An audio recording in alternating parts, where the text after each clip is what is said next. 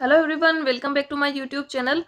Geography में हमारा topic चल रहा था ट्रांसपोर्ट इन इंडिया, भारत में परिवहन। तो उसमें हम जो लैंड ट्रांसपोर्ट के क्वेश्चंस कर रहे थे, जो स्थल परिवहन है उसके बारे में। तो स्टार्ट करते हैं, क्लास को कंटिन्यू करें। तो पहला क्वेश्चन है, national rail museum of India is located at. Bharat का राष्ट्रीय रेल संग्रहालय कहाँ स्थित है? तो जो नेशनल रेल म्यूजियम है वो है नई दिल्ली में। नई दिल्ली में स्थित है भारत का राष्ट्रीय रेल संग्रहालय। नेक्स्ट क्वेश्चन है, headquarter of at Hubli Karnataka is started using green fuel biodiesel in trains coming under its territory. ये किसका मुख्यालय जो है वो हुबली कर्नाटक में है, जिसने अपने सीमा में आने वाली ट्रेनों में हरे ईंधन बायोडीजल का उपयोग शुरू किया है। तो जो मुख्यालय है हुबली कर्नाटक में वो है साउथ वेस्टर्न रेलवे का। दक्षिण पश्चिम रेलवे का मुख्यालय है हुबली कर्नाटक में, और इसके टेरिटरी में जितना भी क्षेत्र आता है उसमें इसने यूज करना शुरू किया बायोडीजल। और फर्स्ट ट्रेन है जिसमें ये किया है वो है बेंगलुरु हुबली बेंगलुरु जन शताब्दी एक्सप्रेस। ये पहली ट्रेन है जिसमें बायोडीजल का यूज किया गया था। तो कौन सा रेलवे है जिसने बायोडीजल का उपयोग शुरू किया है? दक्षिण पश्चिम रेलवे। इसका हेडक्वार्टर हुबली कर्नाटका में है, और फर्स्ट ट्रेन थी हुबली बेंगलुरु जन शताब्दी एक्सप्रेस जिसमें बायोडीजल का यूज किया था। नेक्स्ट है, Indian railways has introduced biodiesel locomotive in its zone. भारतीय रेलवे ने अपने किस जोन में बायोडीजल लोकोमोटिव पेश किया? तो बायोडीजल किसने यूज करना स्टार्ट किया है? South west railway. दक्षिण पश्चिम रेलवे के जो लोकोमोटिव हैं उनमें बायोडीजल का उपयोग करना शुरू किया गया है। नेक्स्ट है, which of the following is the railway mascot of India. निम्नलिखित में से कौन भारतीय रेलवे का मॉस्कोट है? तो भारतीय रेलवे का शुभंकर है हाथी, और इसका नाम है भोलू। भोला नहीं है, भोलू। भोलू हाथी, जिसने एक हाथ में जो है लैंप पकड़ रखा है और ये जो है ग्रीन सिग्नल दिखा रहा है। तो एक ट्रेन गार्ड के रूप में इसको दिखाया गया है। किसके रूप में दिखाया है? ट्रेन गार्ड के रूप में दिखाया गया है कि इसने एक हाथ में लैंप पकड़ रखा है और जो है ग्रीन सिग्नल ये शो कर रहा है। तो भारतीय रेलवे का शुभंकर क्या है? एक हाथी है जिसका नाम क्या है? भोलू रखा गया, भोलू हाथी। नेक्स्ट है, a semi luxury tourist train is. एक सेमी लग्जरी पर्यटन ट्रेन है। फर्स्ट है royal Rajasthan on wheels, Deccan odyssey और डेक्कन क्वीन, और लास्ट में है डेजर्ट सर्किट। तो जो डेजर्ट सर्किट है ये एक सेमी लग्जरी ट्रेन है, और इसका उद्देश्य क्या है कि जो डेजर्ट एरिया हैं, जो मरुस्थलीय शहर हैं, उनमें पर्यटन को बढ़ावा देना। मरुस्थलीय शहरों में पर्यटन को बढ़ाना, पर्यटन को बढ़ावा देना इसका उद्देश्य है। इसका उद्देश्य क्या है कि ये जो मरुस्थलीय शहर हैं जैसे कि जो जैसलमेर हो गया, जोधपुर है, तो इनमें जो है टूरिज्म को बढ़ाने के लिए इस ट्रेन को स्टार्ट किया गया है। और इसको मैनेज कौन कर रहा है? इसको मैनेज कर रहा है आईआरसीटीसी। आईआरसीटीसी इस ट्रेन को मैनेज करता है। नेक्स्ट है, which of the following is the slowest train in India. निम्नलिखित में से कौन सी ट्रेन भारत में सबसे धीमी है? तो भारत में सबसे धीमी ट्रेन है मेट्टुपल्लयम उट्टी नीलगिरी पैसेंजर। ऑप्शन ए, मेट्टुपल्लयम उट्टी नीलगिरी पैसेंजर जो है ये सबसे स्लो ट्रेन है इंडियन रेलवे की। इसकी स्पीड ऑलमोस्ट जो है 10 किलोमीटर प्रति घंटा है। कितनी है? 10 किलोमीटर प्रति घंटा। कि एक जो इंसान है वो आराम से इस ट्रेन को चलते हुए को ट्रेन को पकड़ सकता है, इतनी धीरे चलती है। तो कौन सी है? मेट्टुपल्लयम उट्टी नीलगिरी पैसेंजर। अगला प्रश्न है, name the railway zone headquarters located in Jabalpur Madhya Pradesh that became the first railway zone in Indian railway to eliminate all unmanned level crossing. Madhya Pradesh के जबलपुर में स्थित रेलवे जोन का मुख्यालय बताएं जो भारतीय रेल में सभी बिना मानव नियंत्रण वाले रेलवे क्रॉसिंग को समाप्त करने वाला पहला रेलवे जोन बना है। तो ये पूछ रहा है कि मध्य प्रदेश के जबलपुर में कौन से रेलवे जोन का मुख्यालय है जिसने जितने भी जो रेलवे क्रॉसिंग होते हैं उनमें से जो अनमेन्ड रेलवे क्रॉसिंग थे उनको पूरी तरह से समाप्त कर दिया है।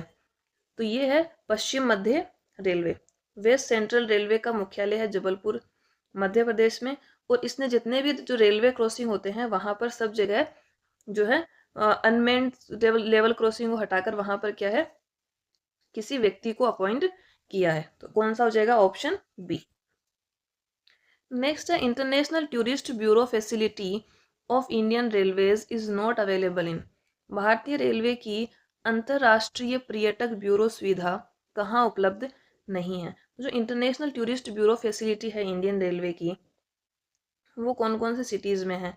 न्यू दिल्ली में है, न्यू दिल्ली, कोलकाता, जयपुर, चेन्नई, आगरा, सिकंदराबाद सिकंदराबाद और बेंगलुरु। तो इन सब जगह पर क्या है, अंतर्राष्ट्रीय पर्यटक ब्यूरो सुविधा स्टार्ट कर रखी है इंडियन रेलवे ने। तो इसमें से हम बात करें तो चेन्नई में है, तिरुवनंतपुरम में अभी तक अंतर्राष्ट्रीय पर्यटक ब्यूरो सुविधा नहीं है, तो इसका आंसर हो जाएगा बी। नेक्स्ट है the engine of the is the oldest working steam locomotive in the world. कौन सा इंजन जो है दुनिया का सबसे पुराना कार्यरत भाप इंजन है। तो ये है फेरी क्वीन। फेरी क्वीन इंजन जो है दुनिया का सबसे पुराना कार्यरत वर्किंग स्टीम लोकोमोटिव है दुनिया में। ये लोको बनाया गया था 1855 में। 1855 में इस लोकोमोटिव को तैयार किया गया था और इसको ऑपरेट किया जाता है 30 से 40 किलोमीटर की स्पीड पर, 30 से 40 किलोमीटर प्रति घंटा। तो कौन सा है, फेरी क्वीन। नेक्स्ट है where is the diesel locomotive work located. Diesel locomotive work कहाँ स्थित है। तो जो डीएलडब्ल्यू है वो स्थित है वाराणसी यूपी में। वाराणसी यूपी में स्थित है। और ये जो रेलवे के डीजल लोकोमोटिव होते हैं, डीजल लोकोमोटिव और उनके स्पेयर पार्ट बनाता है। डीजल लोकोमोटिव प्लस उनके स्पेयर पार्ट की मैन्युफैक्चरिंग होती है यहाँ पर। तो कौन सा हो जाएगा, डीएलडब्ल्यू लोकोमोटिव वर्क कहाँ पे स्थित है, वाराणसी यूपी में स्थित है। और यहाँ ये क्या है, एक प्रोडक्शन यूनिट है जहाँ पर क्या है, डीजल लोकोमोटिव और उसके जो स्पेयर पार्ट होते हैं उनकी मैन्युफैक्चरिंग होती है। नेक्स्ट है where are the longest rail tunnels in India. Bharat में कौन सी सबसे लंबी रेल सुरंग है। तो सबसे लंबी रेल सुरंग है पीर पंजाल रेलवे सुरंग। इसकी लंबाई 11.2 किलोमीटर है और जे.एंड.के में स्थित है। तो सबसे लंबी रेल सुरंग है पीर पंजाल सुरंग, 11.2 किलोमीटर इसकी लंबाई है और जम्मू कश्मीर में ये स्थित है। नेक्स्ट है Indian railway network connect almost. भारतीय रेलवे नेटवर्क लगभग कितने स्टेशनों को जोड़ता है। तो जो भारतीय रेलवे नेटवर्क है वो लगभग 8000 रेलवे स्टेशन को जोड़ता है। कितने हैं, ऑलमोस्ट 8000 जो रेलवे स्टेशन है उनको कनेक्ट करता है। Next, in which year was the Indian railway board act passed. भारतीय रेलवे बोर्ड अधिनियम कब पारित हुआ। भारतीय रेलवे बोर्ड अधिनियम जो है वो पारित हुआ था 1905 में। और रेलवे बोर्ड की स्थापना 1901 में कर दी गई थी, 1901 में। और इसके लिए एक कमेटी थी, sir Thomas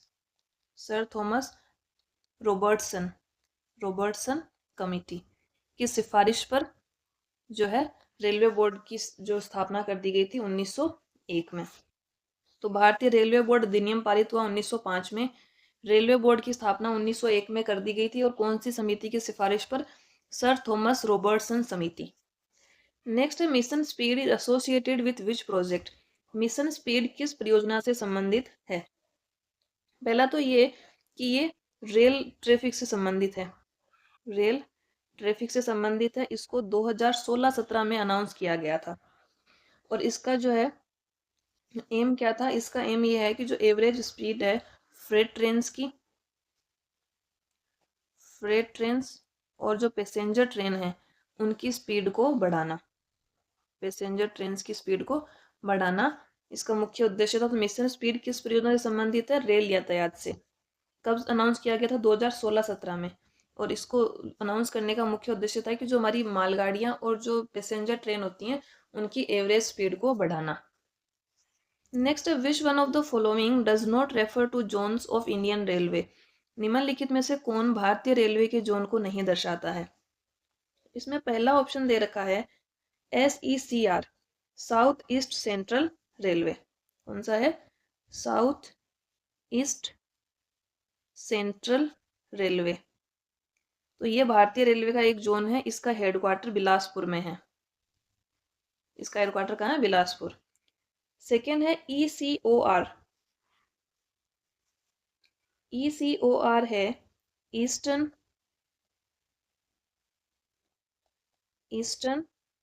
coast railway, eastern coast railway, इसका हेडक्वार्टर है भुवनेश्वर में, भुवनेश्वर। तो ये भी एक रेलवे जोन है इंडियन रेलवे का।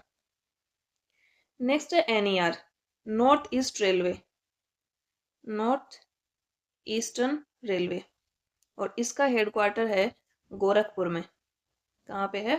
गोरखपुर। तो ये भी जो है भारतीय रेलवे का एक जोन है। डी दे रखा है ईडब्ल्यूआर, तो ऐसा कोई भी जोन जो है भारतीय रेलवे जोन नहीं है, तो इसमें हो जाएगा ऑप्शन डी। नेक्स्ट है which of the following rail network is the fourth largest network in the world. निम्नलिखित में से कौन सा रेलवे नेटवर्क दुनिया में चौथे सबसे बड़े नेटवर्क के रूप में जाना जाता है? तो विश्व में चौथे रेलवे सबसे बड़े रेलवे नेटवर्क में आता है इंडिया। भारत जो है विश्व में चौथे स्थान पर आता है रेलवे नेटवर्क में। नेक्स्ट है select the incorrect pair of railway zone and it's headquarters. Railway zone और उसके मुख्यालय का गलत जोड़ा चुने। पहला है वेस्ट सेंट्रल रेलवे, पश्चिम मध्य रेलवे, तो इसका हेडक्वार्टर जबलपुर में है, ये सही है। दूसरा है पूर्व मध्य रेलवे, ईस्ट सेंट्रल, तो इसका कहाँ पे है? हाजीपुर में है। नेक्स्ट है नॉर्थ सेंट्रल रेलवे, इसका मुख्यालय दे रखा है गोरखपुर में, तो ये इसमें गलत दे रखा है। नॉर्थ सेंट्रल रेलवे का हेडक्वार्टर कहाँ पे है? इसका हेडक्वार्टर है प्रयागराज में, इसका हेडक्वार्टर है प्रयागराज में, तो इसका आंसर हो जाएगा सी। बाकी दक्षिण मध्य रेलवे का हेडक्वार्टर भी सिकंदराबाद में है। अगला क्वेश्चन है which statement regarding the green rail corridor launched in Tamil Nadu is not correct. जो ग्रीन रेल कॉरिडोर तमिलनाडु में लॉन्च किया गया था उसके बारे में कौन सा कथन सही नहीं है? पहला है कि ग्रीन रेल कॉरिडोर की लंबाई 114 किलोमीटर है, ये सही है। इसकी लंबाई कितनी है? 114 किलोमीटर। यह है भारत का पहला ग्रीन रेल कॉरिडोर है, ये भी सही है। नेक्स्ट है ग्रीन रेल कॉरिडोर के अंतर्गत आने वाली ट्रेनें बायो टॉयलेट से सुसज्जित होंगी, तो ये भी सही है कि जो ग्रीन रेल कॉरिडोर के अंदर जो भी ट्रेन आएंगी उनमें बायो टॉयलेट्स इक्विपमेंट यूज किए जाएंगे। नेक्स्ट है इसे प्रधानमंत्री नरेंद्र मोदी द्वारा उद्घाटित किया गया था, तो इसमें ये जो है ऑप्शन गलत है, डी।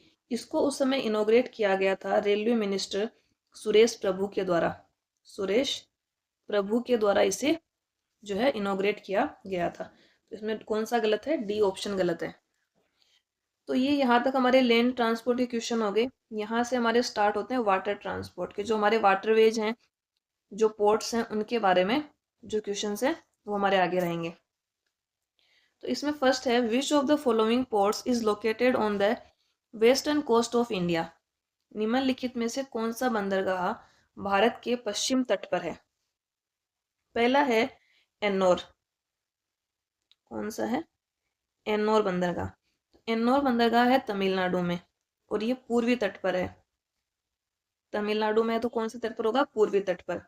बी है कोचीन, कोचीन है केरल में और ये पश्चिमी तट पर है, तो इसका आंसर हो जाएगा बी। बाकी जो हल्दिया पोर्ट है ये कोलकाता में है, कोलकाता में होगा तो कौन से तट पर आ जाएगा? पूर्वी तट पर।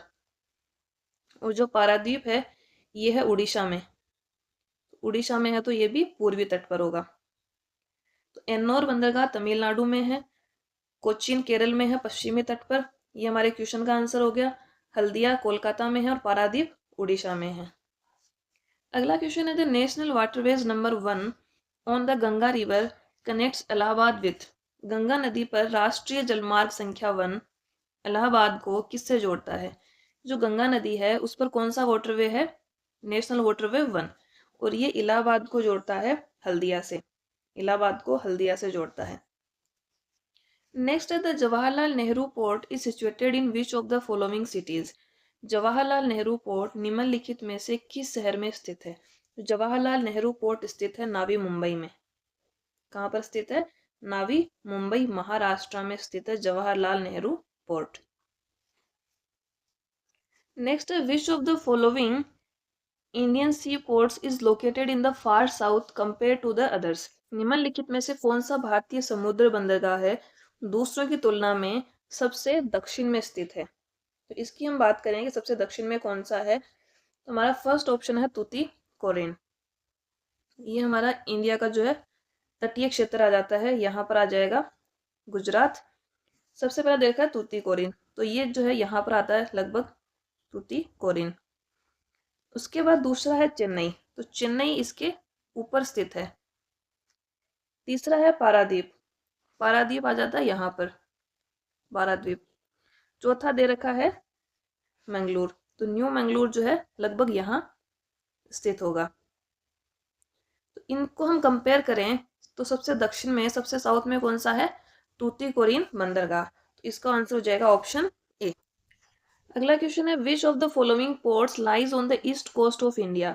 निम्नलिखित में से कौन सा बंदरगाह भारत के पूर्वी तट पर स्थित है। तो कोचीन तो कहाँ है, केरल में, तो ये पश्चिमी तट पर है। किधर है, पश्चिमी तट पर। उसके बाद नहावा सेवा, ये है मुंबई में, तो ये भी किधर हो जाएगा, पश्चिमी तट पर। सी दे रखा है तूतीकोरिन, तो ये अभी हमने कहाँ देखा था, तमिलनाडु में, तो ये पूर्वी तट पर होगा, तो इसका आंसर हो जाएगा सी। और बाकी जो कांडला पोर्ट है ये है गुजरात में, तो पूर्वी तट पर कौन सा है, तूतीकोरिन बंदरगाह तमिलनाडु में। नेक्स्ट है, which among the following ports in India has been renamed as Deendayal port. निम्नलिखित में से किस भारतीय बंदरगाह का नाम बदलकर दीनदयाल पोर्ट रखा गया है। तो कांडला पोर्ट का नाम बदलकर दीनदयाल पोर्ट रखा गया, इसका नाम चेंज किया था 2017 में, इसका नाम चेंज किया गया था, कांडला पोर्ट से चेंज करके क्या कर दिया, दीनदयाल पोर्ट। और कांडला पोर्ट कहाँ पर है, गुजरात में स्थित है। नेक्स्ट है, which of the following rivers is a part of national waterways 5। निम्नलिखित में से कौन सी नदी राष्ट्रीय जलमार्ग 5 का हिस्सा है। पहली दे रखी है कृष्णा, तो कृष्णा नदी जो है ये नेशनल वाटरवे 4 का पार्ट है, तो ये तो होगा नहीं। बी दे रखा है ब्राह्मणी, ब्राह्मणी जो है NW5 का पार्ट है। उसके अलावा दामोदर नदी पर ऐसा कोई जो है नेशनल वाटरवेज है नहीं। गोदावरी, गोदावरी भी NW4 का पार्ट है। किसका है, NW4 का। यदि हम नेशनल वाटरवेज की बात करें, जो नेशनल वाटरवेज 1 है उसमें आ जाती है गंगा नदी, गंगा और भागीरथी, गंगा, भागीरथी और हुगली, ये नदी आ जाती है NW1 में। NW2 की बात करें, NW2 है ब्रह्मपुत्रा, ब्रह्मपुत्रा पर है NW2। NW3, NW3 है west coast canal, west coast canal, ये नहर है केरला में, इस पर बनाया गया है NW3। NW4 में आ जाती है कृष्णा, कृष्णा और गोदावरी। NW5, NW5 में कौन सी आ गई, ब्राह्मणी नदी, जो कि हमारा क्वेश्चन है। NW6 में आ जाती है बराक रिवर, बराक रिवर। तो ये जो है 1 से लेके 6 तक नेशनल वाटरवेज हो गए। नेक्स्ट है, which of the following national waterways runs along the Coromandel coast in also through parts of Krishna and Godavari rivers in south India. निम्नलिखित में से कौन सा राष्ट्रीय जलमार्ग कोरोमंडल तट के साथ साथ दक्षिण भारत में कृष्णा और गोदावरी नदियों के हिस्सों से होकर गुजरता है। तो कृष्णा और गोदावरी नदियों पर कौन सा वाटरवेज है, नेशनल वाटरवे 4। अगला क्वेश्चन है, which of the following river section was declared as national waterways 2 in 1988। निम्नलिखित में से कौन सी नदी का खंड 1988 में राष्ट्रीय जलमार्ग 2 के रूप में घोषित किया गया था। तो राष्ट्रीय जलमार्ग 2 घोषित किया गया था ब्रह्मपुत्र नदी पर, ब्रह्मपुत्र नदी, इसकी लंबाई है 891 किलोमीटर NW2 की। नेक्स्ट है, national waterways 1 is already operated for waterways transport between which two cities of the country। राष्ट्रीय जलमार्ग पहले ही देश के किन 2 शहरों के बीच जलमार्ग परिवहन के लिए संचालित किया जा रहा है। तो NW1 कौन कौन सी नदी पर है, गंगा, भागीरथी और हुगली नदी पर जो है इसको घोषित किया गया है, हुगली नदी। और ये जोड़ता है प्रयागराज को हल्दिया से। तो कौन कौन से शहर हो गए, प्रयागराज से हल्दिया, तो ऑप्शन सी। नेक्स्ट है, which 2 places are connected by national waterways 2। राष्ट्रीय जलमार्ग 2 द्वारा किन 2 स्थानों को जोड़ा गया है। तो राष्ट्रीय जलमार्ग 2 जो है ब्रह्मपुत्र नदी पर था और इसमें किन किन को जोड़ा है, सादिया और धुबरी को इसमें जोड़ा गया है। अगला प्रश्न है, according to national waterways one in India, what is the length of Allahabad Prayagraj Haldia in kilometer. Bharat में राष्ट्रीय जलमार्ग जो वन है उसके अनुसार जो है इलाहाबाद, जो कि पुराना नाम था, नया नाम इसका बदल कर दिया गया प्रयागराज। तो प्रयागराज से हल्दिया की इसकी लंबाई कितनी है, तो इसकी लंबाई है 1620 किलोमीटर, यह 1620 किलोमीटर। नेक्स्ट है, national waterways 3 of India exist in the state of. Bharat का राष्ट्रीय जलमार्ग 3 किस राज्य में स्थित है, तो ये किस में है, केरल राज्य में है जलमार्ग 3। अगला क्वेश्चन है, as per inland waterways authority of India, what is the approximate total length of navigable and waterways of India. Bharat के अंतर्देशीय जलमार्ग प्राधिकरण के अनुसार भारत के नौगामी जलमार्गों की कुल लंबाई कितनी है। तो भारत के जो वाटरवेज हैं, नेविगेबल वाटरवेज, उनकी लंबाई है लगभग 14,500 किलोमीटर, और 111 वाटरवेज जो है डिक्लेयर किए हुए हैं। कितने हैं, 111, और इनको मिलाकर कुल लंबाई कितनी है, 14,500 किलोमीटर। नेक्स्ट है, India's only naval aviation museum is located in which state. Bharat का एकमात्र नौसैनिक विमानन संग्रहालय किस राज्य में स्थित है। तो भारत का एकमात्र नौसैनिक विमानन संग्रहालय ये गोवा में स्थित है। कहाँ पर है, गोवा में, और इसको 1998 में जो है, जो इसको स्थापित किया गया था, इसका उद्घाटन किया गया था 1998 में गोवा में। अगला प्रश्न है, which port city is called the queen of Arabian sea. कौन सा बंदरगाह शहर अरब सागर की रानी के नाम से जाना जाता है। तो क्वीन ऑफ अरेबियन सी कहा जाता है कोचीन पोर्ट को। कोचीन पोर्ट जो है केरला में, उसको कहा जाता है अरब सागर की रानी, क्योंकि ये जो है वो स्पाइस ट्रेडिंग में काफी महत्वपूर्ण भूमिका निभाता है। स्पाइस ट्रेडिंग सेंटर है और हमारे पूर्वी जो पश्चिमी तट पर स्थित है। ये कहाँ पर है, पश्चिमी तट पर। तो कौन सा हो जाएगा, कोचीन बंदरगाह। अगला क्वेश्चन है, the Kolkata port is located on which river. Kolkata बंदरगाह किस नदी पर है। तो कोलकाता जो बंदरगाह है वो हुगली नदी के किनारे है। कौन सी नदी के किनारे है, हुगली नदी के किनारे। अगला क्वेश्चन है, in which of the following places is the Shyama Prasad Mukherjee port located. Shyama Prasad Mukherjee port निम्नलिखित में से किस स्थान पर है। तो जो कोलकाता बंदरगाह था, कोलकाता बंदरगाह, इसी का नाम बदलकर 2020 में कर दिया गया श्यामा प्रसाद मुखर्जी पोर्ट। तो ये कहाँ पर हो जाएगा, कोलकाता में। नेक्स्ट है, how does most of India's foreign trade take place. Bharat का अधिकांश विदेशी व्यापार किस प्रकार से होता है। तो भारत का जो अधिकांश विदेशी व्यापार है वो समुद्री और वायु मार्गों से होता है। किन मार्गों से होता है, समुद्री और वायु मार्गों से। बहुत कम उसका पोर्शन जो है वो भूमि मार्गों से होता है, जैसे कि हमारे आसपास के कंट्री हैं, नेपाल, भूटान, बांग्लादेश, इन सबसे जो कुछ ट्रेड होता है वो भूमि मार्ग से होता है। बाकी जो अधिकांश पोर्शन है वो किससे होता है, सी रूट और एयर रूट से। नेक्स्ट है, which one of the following ports is not located on eastern coast of India. निम्नलिखित में से कौन सा बंदरगाह भारत के पूर्वी तट पर स्थित नहीं है। पहला तूतीकोरिन तमिलनाडु में है, तो ये पश्चिमी पूर्वी तट पर है। बी है कांडला, कांडला गुजरात में है और ये पश्चिमी तट पर है, तो इसका आंसर हो जाएगा बी। नेक्स्ट है, which port is one of the oldest artificial port on the eastern coast of India. Bharat के पूर्वी तट पर कौन सा बंदरगाह सबसे पुराना कृत्रिम बंदरगाह है। पहली बात तो कह रहा है कि पूर्वी तट पर होना चाहिए, और सबसे पुराना कृत्रिम बंदरगाह आर्टिफिशियल की उसको बनाया गया है। पोर्ट एक तो होते हैं नेचुरल पोर्ट, जो कि जो प्राकृतिक बंदरगाह होते हैं, एक होते हैं कृत्रिम पोर्ट जो उनको बनाया जाता है, मानव निर्मित होते हैं।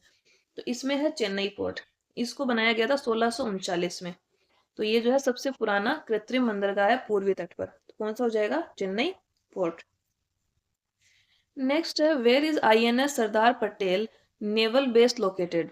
आईएनएस सरदार पटेल नौसेना अड्डा कहाँ स्थित है। तो जो INS Sardar Patel naval base है ये है पोरबंदर गुजरात में, पोरबंदर गुजरात में स्थित है। अगला क्वेश्चन है, which of the following is a maritime harbour in the gulf of Kutch. निम्नलिखित में से कौन सा कच्छ की खाड़ी में स्थित एक समुद्री बंदरगाह है।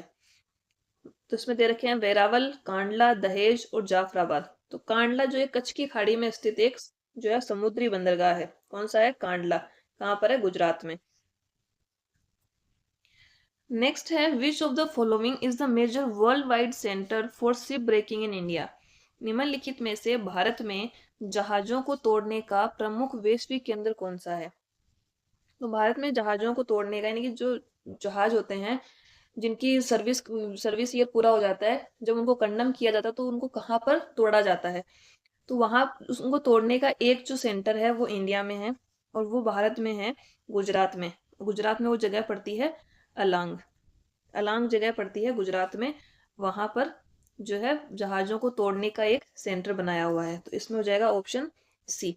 ये बनाया गया था 1983 में। 1983 में बनाया गया था। जो अलांग है वो दुनिया की सबसे बड़ी शिप ब्रेकिंग साइट है।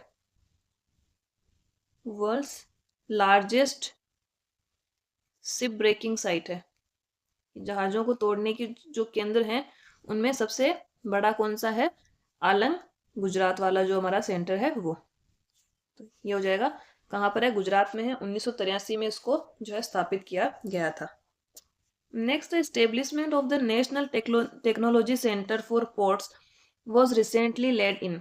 बंदरगाह के लिए राष्ट्रीय प्रौद्योगिकी केंद्र की स्थापना हाल ही में कहाँ की गई है? तो बंदरगाह के लिए राष्ट्रीय प्रौद्योगिकी केंद्र की स्थापना की गई है चेन्नई में। चेन्नई में की गई है सागरमाला परियोजना के अंतर्गत। जो सागरमाला परियोजना चल रही है उसके अंतर्गत इस सेंटर को जो है स्टेब्लिश किया गया है चेन्नई में।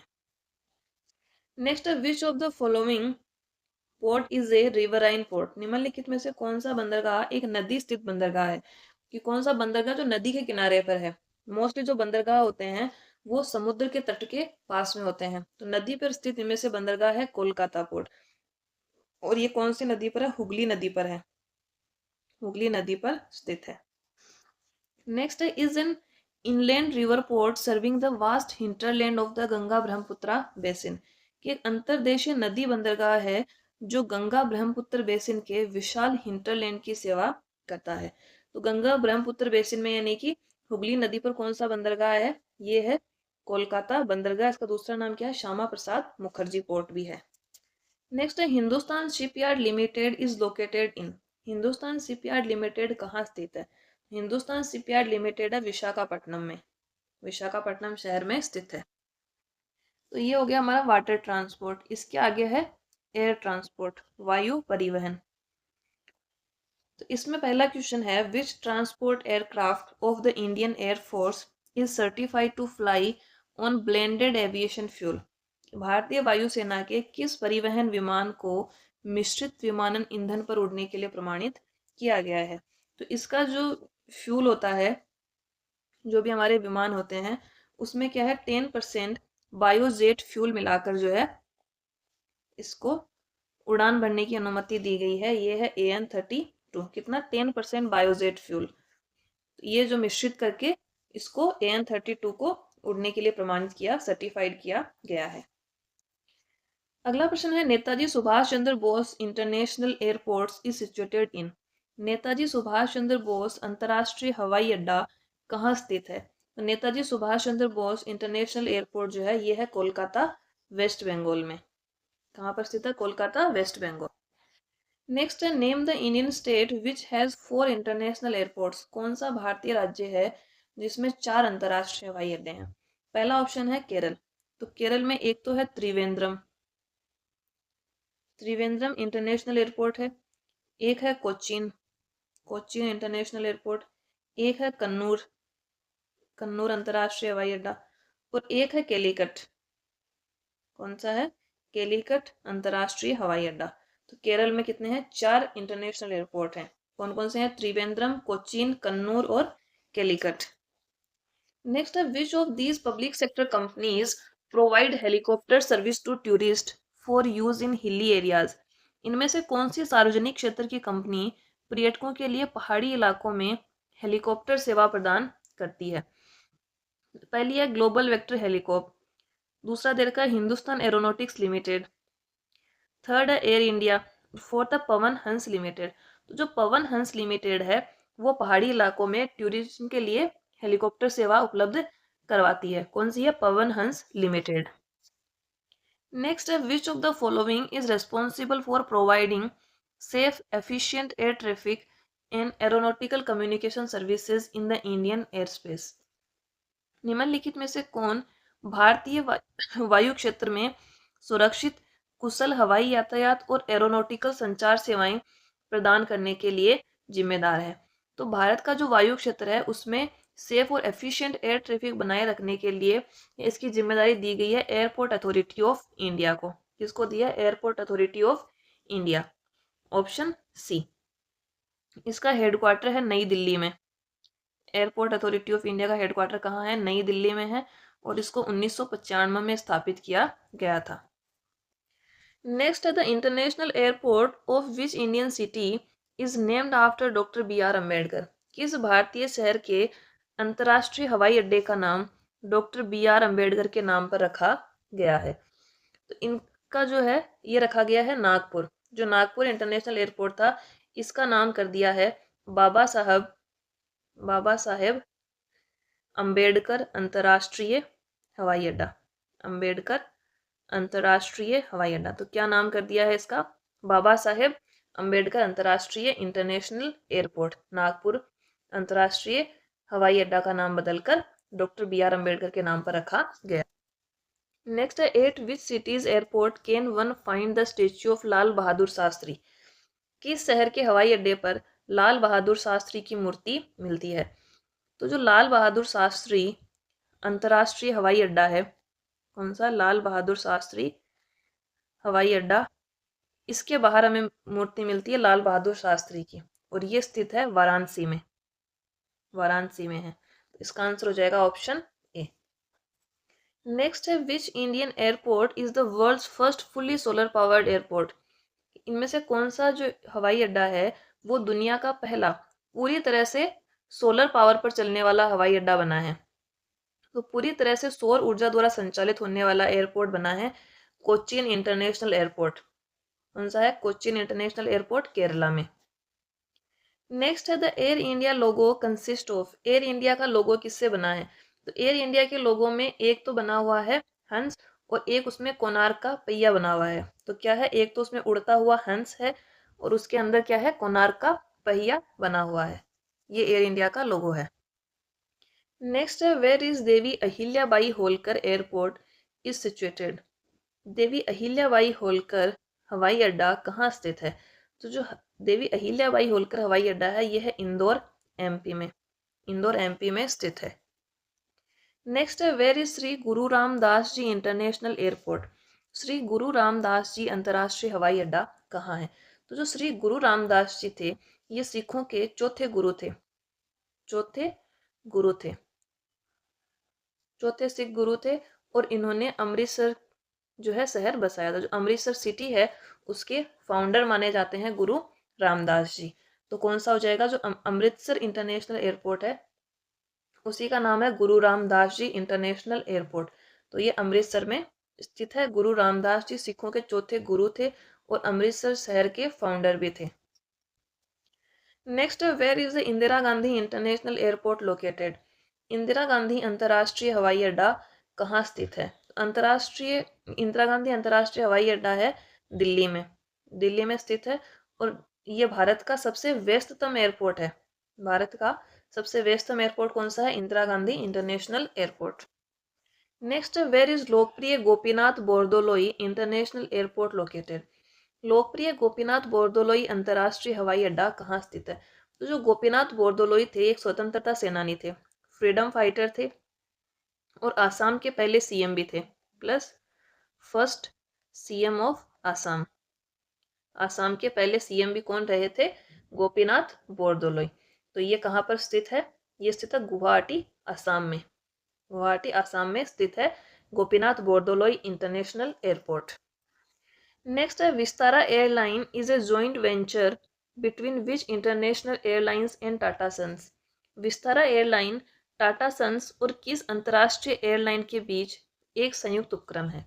जो विस्तारा एयरलाइन है वो एक जॉइंट वेंचर है टाटा सन्स और सिंगापुर एयरलाइंस के बीच में।